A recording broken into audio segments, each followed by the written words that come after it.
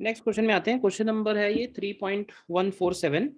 इसमें कह रहा है a long cylinder with uniformly charge surface and cross sectional radius A moves with a constant velocity v along its axis. तो क्या है, एक लॉन्ग सिलेंड्रिकल सरफेस है और इस सिलेंड्रिकल सरफेस पे हमको चार्ज दिया हुआ है, ठीक है ना, और रेडियस हमको गिवन है, और ये पूरा का पूरा सिलेंडर v स्पीड से ट्रांसलेट हो रहा है, v स्पीड से मूव कर रहा है। An electric field strength at the surface is equal to this. अब देखो, क्योंकि ये चार्ज है तो इस पर डेफिनेटली सरफेस पे कुछ ना कुछ इलेक्ट्रिक फील्ड होगा, तो पी पॉइंट पे हमें इलेक्ट्रिक फील्ड की वैल्यू दी हुई है। अब हमसे पूछ रहा है find the resulting convection current. Convection current होता है जो चार्जेस के मूवमेंट की वजह से होता है। डिस्प्लेसमेंट करंट और कन्वेक्शन करंट दो तरह का करंट होता है। डिस्प्लेसमेंट करंट हम लोग इलेक्ट्रोमैग्नेटिक वेव वाले चैप्टर में पढ़ते हैं। फिलहाल कन्वेक्शन करंट है I is equal to D Q by D T, यानी current caused by mechanical transfer of charge, लिख भी दिया है उसने।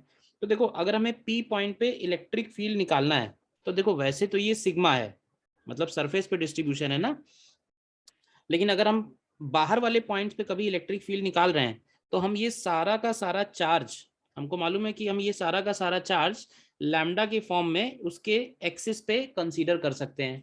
तो इस एक्सिस पे अगर लैम्डा ले लें तो electric field at point P की वैल्यू हो जाएगी लैम्डा अपॉन, डायरेक्ट फॉर्मूला है हमारे पास, 2 pi epsilon not R, R की जगह ए हो जाएगा। तो अगर हम ये लैम्डा निकालना चाहेंगे तो लैम्डा की वैल्यू हो जाएगी 2 pi epsilon not A and multiplied by electric field जो हमको गिवन है।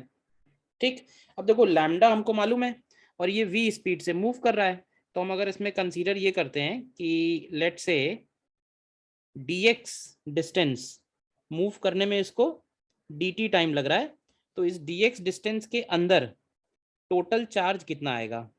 तो इस टोटल चार्ज को अगर हम q बोलते हैं तो करंट का वैल्यू हो जाएगा सीधे सीधे dq अपॉन dt। और आप देखो dq को क्या हम लोग लैम्डा dx लिख सकते हैं ना, लैम्डा इसका डेंसिटी ले लिया है एंड अपॉन dt है तो dx अपॉन dt कर देते हैं, तो ये लैम्डा इंटू वी हो जाएगा सीधे सीधे। तो ये हो जाएगा 2 पाई अपसाइलन नॉट ए और ई इंटू वी। तो ये हमारा फाइनल आंसर बन जाएगा कन्वेक्शन करंट।